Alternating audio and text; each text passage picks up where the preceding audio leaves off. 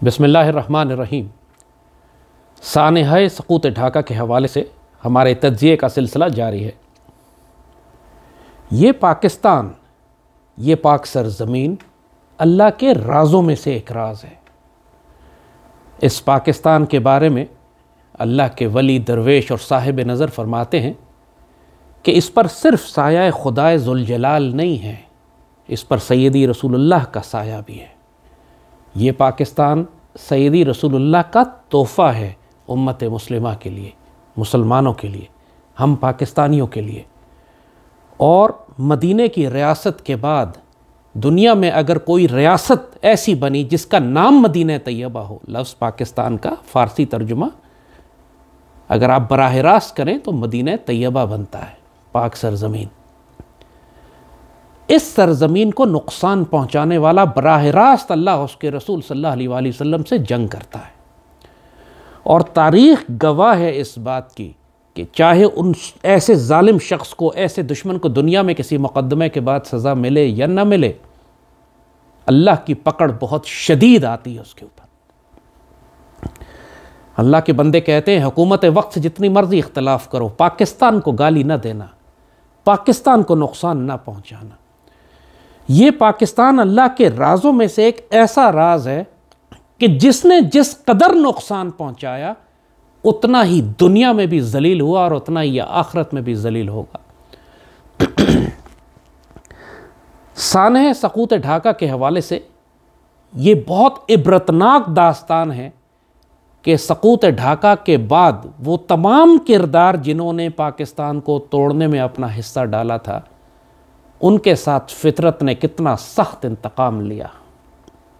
وہ تمام لوگ، وہ تمام کردار، چاہے دنیا ان کو دنیا میں بھٹو بناتی رہے یا بنگلہ بالو بناتی رہے، بابائے قوم بنائے بنگلہ دیش کا، یا انڈیا اپنا ہیرو بنائے، اللہ نے دنیا میں ان کا انجام ایسا عبرتناک کیا کہ نگاہ رکھنے والے، بصیرت رکھنے والے لوگوں کے رونگٹے کھڑے ہو جاتے ہیں۔ ایک ایک کر کے اب سارے کیریکٹرز کی طرف آتے ہیں۔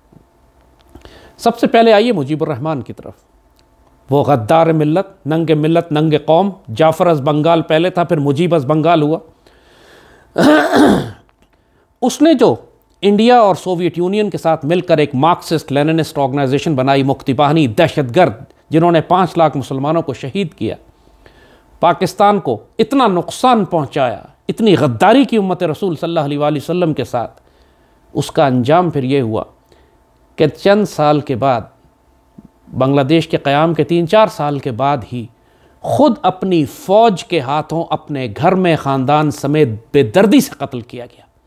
اس کی ساری اولاد ختم ہو گئی، اس کی ساری نسل مار دی گئی، صرف ایک بیٹی زندہ بچی جو اس وقت انگلینڈ میں تھی اور آج وہ بنگلہ دیش کی سربراہ ہے، حکمرانی کر رہی ہے، اور بنگلہ دیش بھارت کی کالونی بنا ہوا ہے، لیکن مجیب الرحمن کی نسل اللہ نے ختم کر دی اپنی ہی فوج کے ہاتھوں۔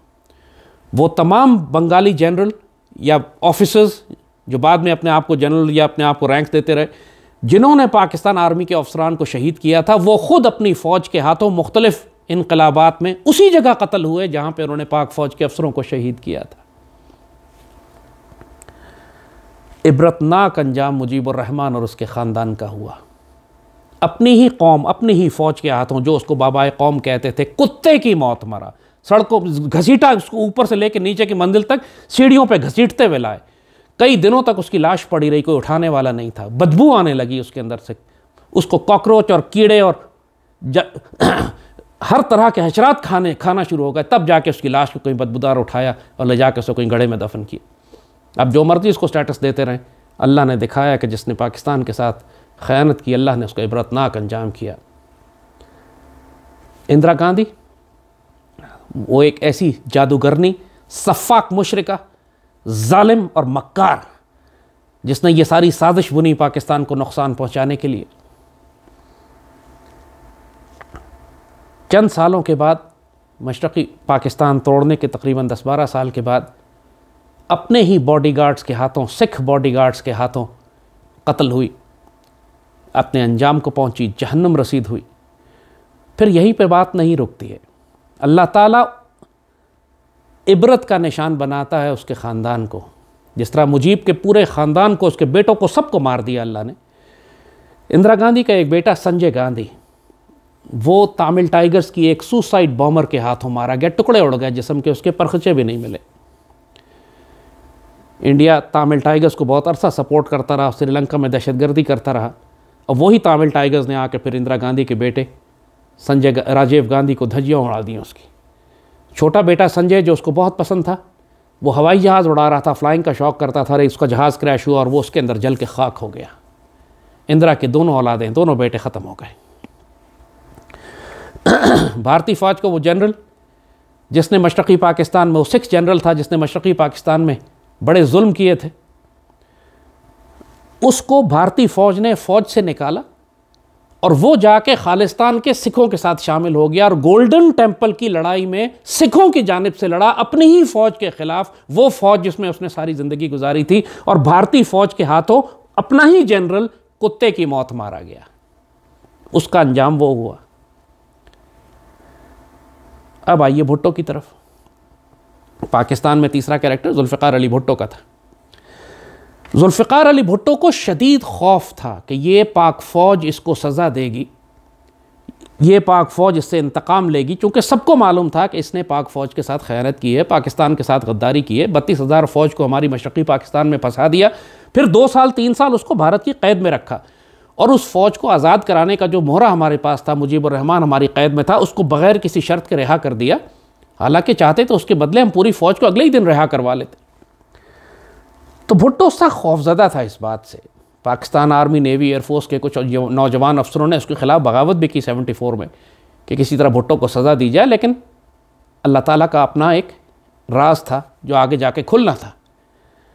بھٹو کو اس قدر خوف تھا پاک فوج کی قیادت سے کہ اس نے چن کر 5 ٹاپ جنرلز ان کو فارغ کر دیا کہ میں ان کو آرمی چیف نہیں لگاتا، اور ایک ایسے جنرل کو جو بالکل گمنام تھا پوری آرمی میں، اس کو آرمی چیف لگایا، جنرل ضیاء الحق۔ اور پھر اللہ کا کرنا کیا ہوا، جو اللہ کی تقدیر ہے وہ ہو کر رہتی ہے۔ جتنی مرضی احتیاط بھٹو نے کر لی، اللہ کی پکڑ اور انتقام ایسا آیا کہ پھر اسی جنرل ضیاء الحق کے دور میں مارشل لاء لگا، بھٹو کے خلاف ایک تحریک چلی، مارشل لاء لگا، اور وہ تمام لاکھوں قتل جو بھٹو نے کیے تھے، اس کے بدلے ایک قتل صرف اس کی جان کو آ گیا۔ احمد رضا قصوری جو ہمارے وکیل ہیں پنڈی اسلام آباد میں، ان کے والد کے قتل میں بھٹو گرفتار ہوتا ہے، براہ راست اس پر مقدمہ چلتا ہے، سزائے موت ہوتی ہے، اور وہ انہی جنرل ضیاء الحق کے ہاتھوں پھانسی لٹکا دیا جاتا ہے۔ عبرتناک موت۔ جنازے میں 4 آدمی نہیں تھے اس کے، مشکل سے 10-15 آدمیوں کا جنازہ ٹوٹل اس کے گاؤں میں ہوا، اور اس کے بعد اس کو دفن کر دیا گیا۔ مگر اس کے خاندان کی لعنت ابھی یہاں ختم نہیں ہوئی تھی، اللہ نے ان کی نسلیں خراب کرنی تھی۔ بھٹو کا باپ سر شاہ نواز اس سے پہلے پاکستان کے ساتھ غداری کر چکا تھا، وہ ریاست جوناگڑھ کا وزیر اعظم تھا۔ ریاست جوناگڑھ آج بھی مقدمہ اس کا اقوام متحدہ میں چل رہا ہے، کشمیر کی طرح، حیدرآباد دکن کی طرح جوناگڑھ بھی پاکستان سے الحاق اس کا ہو چکا تھا۔ اور چونکہ یہ وزیر اعظم تھا سر شاہ نواز جوناگڑھ ریاست کا، اس نے سازش کر کے ہندوؤں کے ساتھ جوناگڑھ کو بھارت کو فروخت کر دیا، کوئی معاملہ کیا، کوئی ڈیل کی، اور فرار ہو کے سندھ آ گیا اپنے علاقے میں چھپنے کے لیے۔ یہ اس کے باپ کا کردار تھا۔ بھٹو نے مشرقی پاکستان بھارت کے حوالے کیا، لیکن بھٹو کی پھانسی کے بعد اللہ تعالیٰ کا جلال کم نہیں ہوا تھا، ابھی اس کا انتقام باقی تھا۔ بھٹو کے دونوں بیٹے دہشت گرد بن گئے۔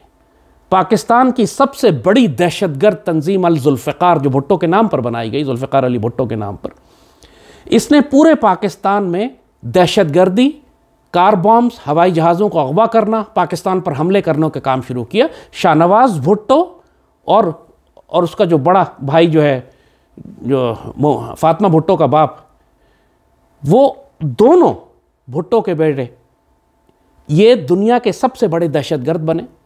پاکستان کے انہوں نے جہاز PIA کے جہاز اغوا کیے، پہلے کابل لے کر کے، اس زمانے میں کمیونسٹ حکومت تھی کابل میں، وہاں سیریا لے گئے، حافظ الاسد کی حکومت تھی وہاں پہ، وہ مارکسسٹ، یہ سارے سوشلسٹ بلاک تھا ان کا جو بھٹو کو سپورٹ کر رہے تھے، مرتضیٰ بھٹو اور شاہ نواز بھٹو یہ دونوں۔ لیکن پھر اللہ کا کرنا کیا ہوا کہ مرتضیٰ نے ہی شاہ نواز بھٹو کو، اپنے چھوٹے بھائی کو، قتل کر دیا پیرس میں۔ الزام اس کا لگایا گیا اس کی بیوی کے اوپر، لیکن اصل میں قتل اس کو بڑے بھائی نے کیا تھا، بھائی کے ہاتھوں مارا گیا۔ اور پھر شاہنواز تو قتل ہو گیا اپنے بھائی کے ہاتھوں، پھر مرتضیٰ. اس سے زیادہ عبرت یہ واقعہ آپ سارے پاکستانی جانتے ہیں کہ کراچی کی سڑکوں پر بے نظیر اور اس کے شوہر کے ہاتھوں مرتضیٰ قتل ہوا. کراچی کی سڑکوں پہ کلفٹن پہ عبرتناک موت مارا گیا. زرداری نے قتل کروایا اس کو. آج تک فاطمہ بھٹو جو ہے یہ کہتی پھرتی ہے کہ مجھے میرے باپ کو میرے پھپھا نے قتل کروایا، زرداری نے. بے نظیر پرائم منسٹر تھی، اس کے پرائم منسٹر ہوتے ہوئے اس کا بھائی قتل ہوا اس کے شوہر کے ہاتھوں، اور ساری ایویڈنس مٹا دی گئی، کوئی انویسٹیگیشن نہیں ہوئی. ابھی اس خاندان کی اذیت، اس کی آزمائش، اس کی سزا ختم نہیں ہوئی تھی. کچھ عرصے کے بعد اللہ تعالیٰ نے بے نظیر کو بھی ایک بم دھماکے میں اڑا دیا اور بھٹو خاندان کی جڑ کاٹ دی گئی. اس وقت دنیا میں صرف ایک ذوالفقار علی بھٹو زندہ ہے، وہ بڑے بیٹے جو اس کا بڑا بیٹا ہے مرتضیٰ بھٹو، اس کا بیٹا ہے ذوالفقار علی بھٹو. لنڈن اور یورپ کی گلیوں میں عورت بن کر ناشتہ پھرتا ہے پیسہ کمانے کے لیے. وہ ٹرانسجنڈر ہے، ہم جنس پرست ہے، وہ مرد نہیں ہے، انسان نہیں ہے، وہ ایک عبرت کا نشان ہے. اور وہ بڑے فخر سے کہتا ہے کہ میرا نام ذوالفقار علی بھٹو ہے، میں ذوالفقار علی بھٹو کا پوتا ہوں. اللہ نے ایسی عبرت، ایسی لعنت ڈالی اس خاندان کے اوپر کہ جو اصل ذوالفقار علی بھٹو ہے، جو اس کا اصل وارث ہے، لنڈن اور یورپ کی گلیوں میں ایک کنجر کی طرح ناشتہ پھرتا ہے، بیہودہ لباس پہن کے، فحش لباس پہن کے، اور نائٹ کلبز میں نوکری کرتا ہے. اور یہ جو بھٹو کے نام پر جو ایک چیز اس وقت پاکستان پہ مسلط ہے، زرداری، یہ زرداری کا بیٹا ہے. اور زرداری کے بارے میں یہ وہ ایسا ایک سانپ خود بھٹو خاندان اپنے گھر میں لے کر آیا کہ جس نے پہلے مرتضیٰ کو قتل کروایا. اس کے بعد بے نظیر کے قتل میں بھی اس کا بہت بڑا شک کیا جاتا ہے. تمام قرائن، سرکمسٹانشل ایویڈنس یہ پوائنٹ آؤٹ کرتی ہے کہ بے نظیر کے قتل میں بھی یہ شامل ہے، چونکہ بے نظیر کے قتل کی اس نے انویسٹیگیشن نہیں کروائی. یونائٹڈ نیشنز کی جو انویسٹیگیشن ٹیم آئی اس نے کہا کہ رحمان ملک نے ہمیں حوالے کی ایک رپورٹ اور یہ کہا کہ آپ اس کو جاری کر دیجئے، ہمیں انویسٹیگیٹ نہیں کرنے دیا گیا. ظاہر ہے کہ سیٹ اپ تھا، سارا ایک ڈرامہ بنایا گیا تھا. اور اس کے بعد جو نصرت بھٹو تھی، بھٹو کی بیوی، اس کو بھی زرداری نے قید کر دیا کمرے میں گھر کے اندر ہی، اور وہ وہیں مر گئی یا مار دی گئی، اللہ بہتر جانتا ہے. لیکن پورے بھٹو خاندان کو خود اس سانپ نے ختم کیا جس کو بے نظیر بیاہ کر اپنے گھر میں لے کر آئی تھی. اللہ نے اپنے ہی خاندان کے اندر سے پورے خاندان کو ہلاک کروا دیا. اور آج بھٹو کے نام پر حکومت کرنے والا کوئی بھٹو باقی نہیں ہے. ایک زرداری ہے اور اس کا بیٹا جو ہے وہ ایک زرداری ہے، اس کا بھٹو سے کوئی تعلق نہیں ہے. اور وہ بھی اس کے بارے میں شک ہے کہ مرد ہے بھی کہ نہیں، کیونکہ اتنی عمر کا ہو گیا ہے، شادی نہیں کر سکتا، اس کی اپنی مجبوریاں ہیں. نعوذ باللہ، استغفر اللہ. میں اس کے بارے میں کیسے کیسے فحش الزامات ہیں، لوگوں نے کھل کے باتیں کہی ہیں، لیکن میں دہرانا نہیں چاہتا یہاں پر. لیکن وہ شخص مردانگی پہ، انسانیت پہ، اسلام پر ایک تہمت اور ایک دھبا اور ایک عذاب ہے. شخص بھی نہیں کہوں گا اس کو میں، پتہ نہیں کیا چیز ہے وہ، اس کی جینڈر ڈیفائن نہیں ہے ابھی. یہ تینوں بڑے بڑے کردار جنہوں نے پاکستان کو توڑا. اس سے فرق نہیں پڑتا کہ دنیا میں آپ ان کو کیا سٹیٹس دیتے رہیں. جو صاحب نظر ہیں وہ جانتے ہیں کہ یہ عبرتناک موت نہ خود بھی مرے اور ان کی اولادوں کو بھی مار دیے. سب کے بیٹے مار دیے اللہ نے. مجیب کے بیٹے بھی مار دیے، اندرا کے بھی مار دیے، بھٹو کے بھی مار دیے. نسل آگے ختم کر دی. ان شانک هو الابتر، ان کی نسل ختم کر دی. یہ طنز کرتے تھے نا جس طرح مشرک سیدی رسول اللہ کو کہ آپ کا بیٹا نہیں ہے، تو اللہ نے فرمایا تھا ان شانک هو الابتر. سیدی رسول اللہ کی تو ان رفعنا لک ذکرک، ان کی تو شان بلند ہے، دشمنوں کی نسلیں ختم ہو جائیں گی. یہ سیدی رسول اللہ کے پاکستان کو جس نے نقصان پہنچایا، عبرتناک انجام اللہ نے اس کا کیا. اور آج جو نقصان پہنچا رہے ہیں، یاد کر لیں آج چند دن کی وہ اختیار اور طاقت جو یہ انجوائے کر رہے ہیں، لیکن کل اللہ کی پکڑ بڑی شدید ہوگی ان کے اوپر. اور یہ تو ہم نے افراد کا حال بتایا. اب آئیں ذرا ملکوں کی بات کرتے ہیں. پاکستان کے توڑنے میں سب سے بڑا کردار انڈیا کے ساتھ سوویت یونین کا تھا. انڈیا اکیلا کبھی بھی پاکستان نہیں توڑ سکتا تھا. پوری طرح سوویت یونین نے انڈیا کا ساتھ دیا، امریکہ کو پیچھے ہٹانے میں، چین کو روکنے میں، بھارت کی سپورٹ کی. ساری تربیت مکتی بہانی کی سوویت یونین کی انداز میں ہوئی، وہیں پہ ہوئی. سوویت یونین وسائل دیے اور خفیہ طور پہ اسلحہ پہنچانے کا کام بھی سوویت یونین کا تھا. پاکستان ٹوٹنے کے 9 سال کے بعد سوویت یونین افغانستان میں داخل ہو گیا. اور اب یہ پاکستان کو اللہ نے وقت دیا تھا کہ ہم سوویت یونین سے انتقام لیں. 10 سال کے اندر اللہ کے فضل سے پاکستان نے وہ انتقام لیا سوویٹ یونین سے کہ 1988 میں جب سوویٹ یونین کا آخری سپاہی افغانستان سے نکلا، اس کے سال 1.5 سال کے بعد سوویٹ یونین ہی کے حصے بکھرے ہو گئے. آج دنیا میں سوویٹ یونین نام کا کوئی ملک باقی نہیں ہے. انہوں نے پاکستان سے ٹکر لی، اللہ تعالیٰ نے دھجیاں اڑا دیں اس ملک کی، ٹکڑے ٹکڑے کر دیے. آج وہ صرف ایک چھوٹا سا روس ہے، جو مرضی اپنا وہ دنیا میں اختیار دکھاتا پھرے، لیکن اب وہ سوویٹ یونین نہیں ہے. اس کے ٹکڑے اللہ نے پاکستان کے ذریعے کروائے. ہم نے اپنا انتقام سوویٹ یونین سے لے لیا. انتقام بھارت سے بھی باقی ہے لینا، کیونکہ وہ آخری جنگ ہے غزوہ ہند کی. اللہ نے اس لیے اس بڑے دشمن کو سنبھال کے رکھا ہوا ہے. اس کی ہم تسلی سے ہم اس کے ٹکڑے کریں گے. لیکن اس کے بعد ایک دشمن اور ہے ہمارا، جس نے ہر جنگ میں بھارت کی مدد کی ہے، وہ اسرائیل ہے. اور اسرائیل جیسے کینسر کا علاج بھی اللہ نے پاکستان کو بنایا. پاکستان وہ تریاق ہے، وہ میڈیسن ہے، وہ دوا ہے اس کینسر کی جس نے بعد میں پیدا ہونا تھا، اسرائیل. انشاءاللہ ایک دفعہ ہم انڈیا کو نمٹ لیں، پھر ہم اسرائیل کا بھی علاج کریں گے. اور اللہ نے ان دونوں کینسروں کا علاج بنایا ہی پاکستان کو ہے. بھارت کے لیے غزوہ ہند ہے اور اسرائیل کے لیے شام کی مہم، جس کی بشارت سیدی رسول اللہ نے اپنی احادیث مبارکوں میں دی. بھارت مشرقی پاکستان توڑنے کے بعد اب کسی صورت میں بھی آرام سے نہیں بیٹھا ہوا. وہ کھل کے، چونکہ ہندوتوا کی حکومت جو اب آئی ہے، پہلے تو کانگریس کی تھی اور کانگریس نے مشرقی پاکستان توڑا تھا، اب تو یہ اس سے 1000 گنا زیادہ زہریلے پلیت ناپاک جانور اوپر آ گئے ہیں، جو پورے ہندوستان میں مسلمانوں کا جینوسائیڈ کرنا چاہتے ہیں، 30 کروڑ مسلمانوں کو ذبح کرنا چاہتے ہیں، پاکستان کو ختم کر کے اکھنڈ بھارت بنانا چاہتے ہیں. یہ کسی صورت نہیں رکیں گے. جب کانگریس جیسی so called moderate political party جو سیکولر کہتی ہے اپنے آپ کو، وہ مشرقی پاکستان توڑ کے، اندرا گاندھی نے نعرہ لگایا اپنی اسمبلی میں کہ آج ہم نے 1000 سالہ غلامی کا بدلہ لے لیا اور ہم نے 2 نیشن تھیوری کو بے آف بنگال میں غرق کر دیا. جب اس کا یہ حال تھا تو پھر ان ہندوتوا جانوروں کا کیا ہوگا کہ یہ کتنے وینمس زہریلے ہیں اس پاکستان کے خلاف. پاکستان میں بہت سارے لوگ ہیں جو ہم سے کہتے ہیں کہ آپ جنگ کروانا چاہتے ہیں. یہ ذہنی معذور، مینٹلی ریٹارڈڈ پاگل لوگ، کیا مشرقی پاکستان میں پاکستان نے جنگ کی تھی بھارت سے یا بھارت نے حملہ کیا تھا پاکستان پر؟ اگر کوئی سیاسی اختلاف تھا ہمارا مجیب کے ساتھ، بنگالیوں کے ساتھ، تو وہ داخلی معاملہ تھا. بھارت نے کیوں فوجیں داخل کی؟ بھارت نے کیوں 2.5 لاکھ مکتی بانی تیار کیے؟ حملہ پاکستان نے کیا تھا یا بھارت نے کیا تھا؟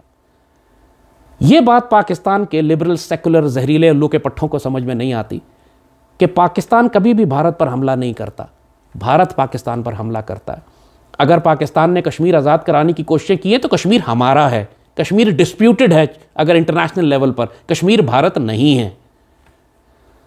ہم نے کبھی بھی بھارت میں اس طرح فوجیں داخل نہیں کی، مکتی باہنی کی طرح کا کوئی گروہ بنا کر بھارت کو توڑا نہیں. بھارت نے ہمیں توڑا ہے اور ابھی بھی بھارت ہی حملہ کرے گا. ابھی بھی تحریک طالبان پاکستان ہو یا MQM ہو یا BLA ہو یا گلگت بلتستان سے لے کر بلوچستان تک جو بغاوتیں بھڑکائی جا رہی ہیں، یہ سب بھارت کر رہا ہے. 1 لاکھ پاکستانی بھارت نے پاکستان کے شہید کروائے ہیں پچھلے چند سالوں میں. APS کے بچے بھارت نے ذبح کروائے ہیں.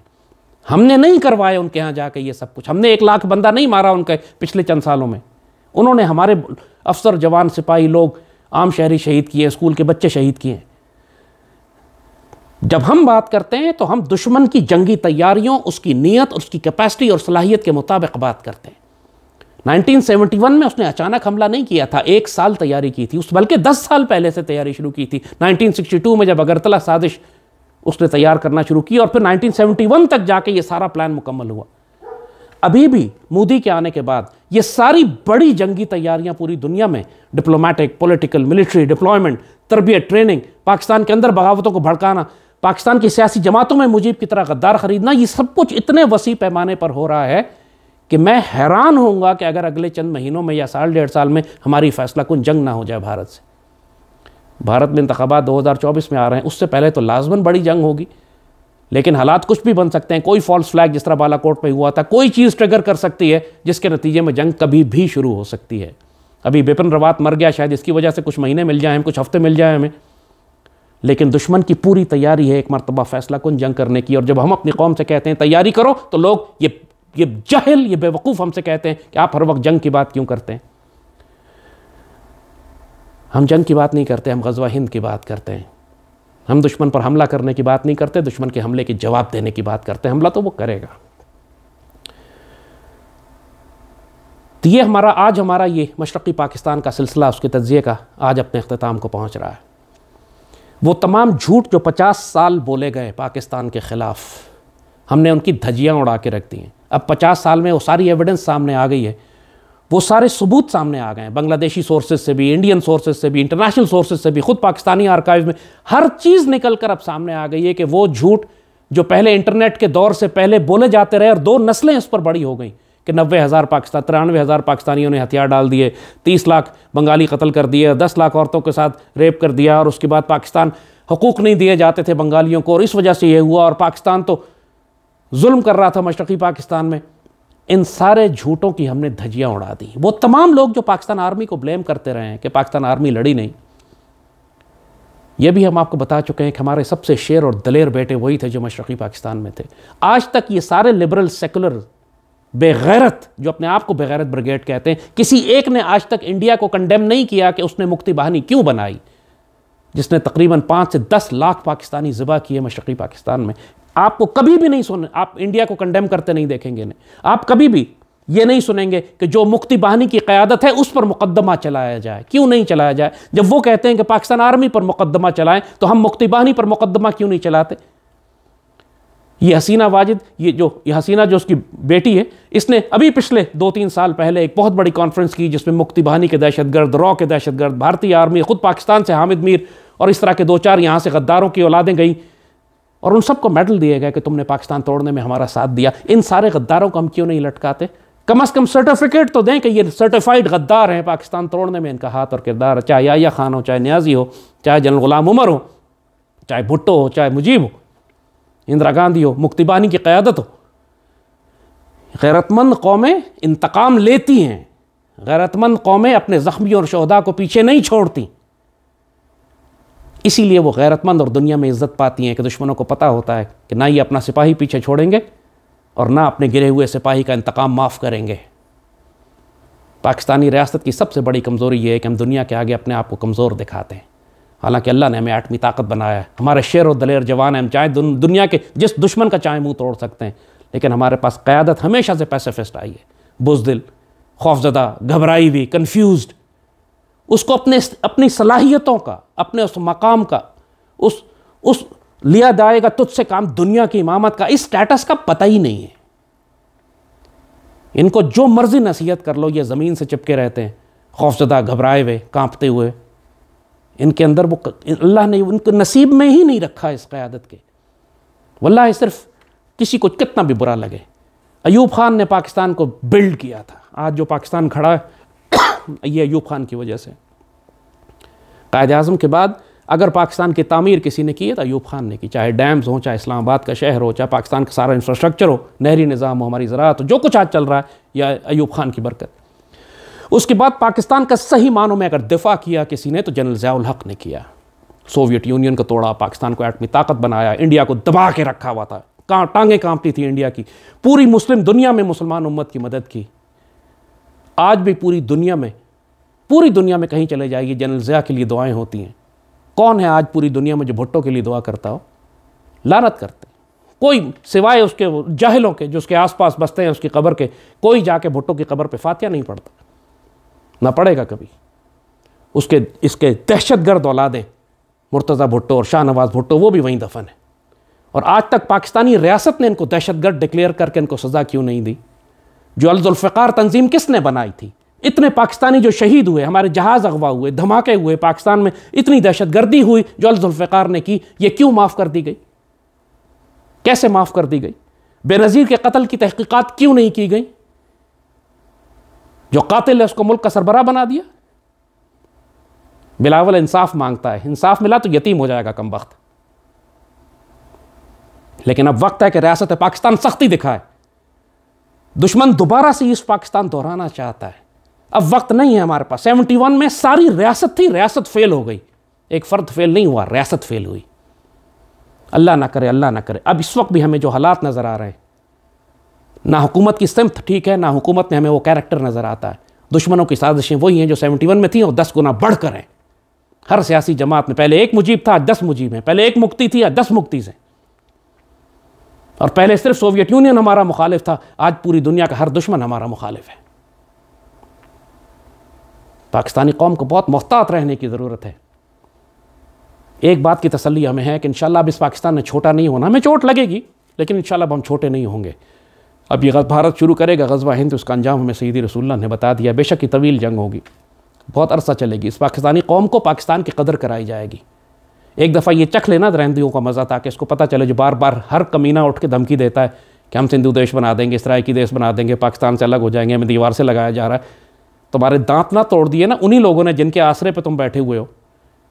یہ اللہ کرے گا تم لوگوں کے ساتھ. اب تمہیں مودی کے ذریعے دماغ ٹھیک کرے گا تمہارا. مودی ہی آ کے تمہاری عورتوں کو بے حرمت کرے گا. پھر تمہیں قدر آئے گی اس پاکستان کی اور اس پاک آرمی کی جس کی وجہ سے تمہاری عزتیں بچی ہوئی ہیں. آج ہر بلٹیریئر اٹھتا ہے اور پاک آرمی پہ بھونکنا شروع کر دیتا ہے، پاک فوج پہ بھونکتا ہے، ISI پہ بھونکتا ہے. پھر کل مودی کی فوج آئے گی ان کے گھروں کے دروازے توڑتی ہوئی، پھر ان کو پاک فوج کی قدر آئے گی.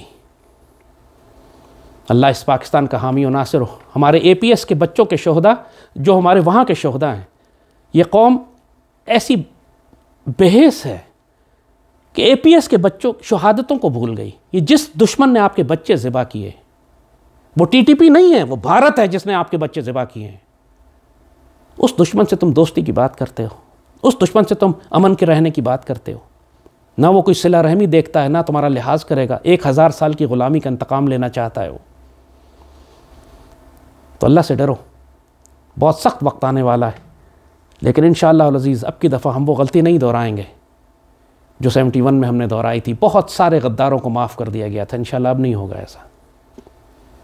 اللہ کے حکم کا انتظار ہے. جب مالک فیصلہ کرے گا پھر غزوہ ہند بھی ہوگا اور اپنی صفوں کے اندر کے غداروں کے سر بھی اتارے جائیں گے. انشاءاللہ اب یہ پاکستان چھوٹا نہیں ہوتا. اب دوبارہ ڈھاکہ نہیں ہوگا. ہم APS کے بدلے ڈھاکہ لیں گے، اور ہم APS کے بدلے دہلی لیں گے، اور ڈھاکہ کے بدلے انشاءاللہ بھارتی پوری قیادت کے ساتھ انتقام لیا جائے گا. ان کو معاف نہیں کیا جا سکتا. بھارتی فوج کو اور ان تمام غداروں کو جنہوں نے بھارتی فوج کا ساتھ دیا، چاہے 100 برس گزر جائیں، انتقام لیا جائے گا. ان کو معاف نہیں کیا جائے گا. ہر پاکستانی کو یہ قسم کھانی ہے کہ ہم نے ڈھاکہ کا انتقام لینا ہے، ہم نے APS کا انتقام لینا ہے، ہم نے 1971 کا انتقام لینا ہے. اور غزوہ ہند کی نیت کریں.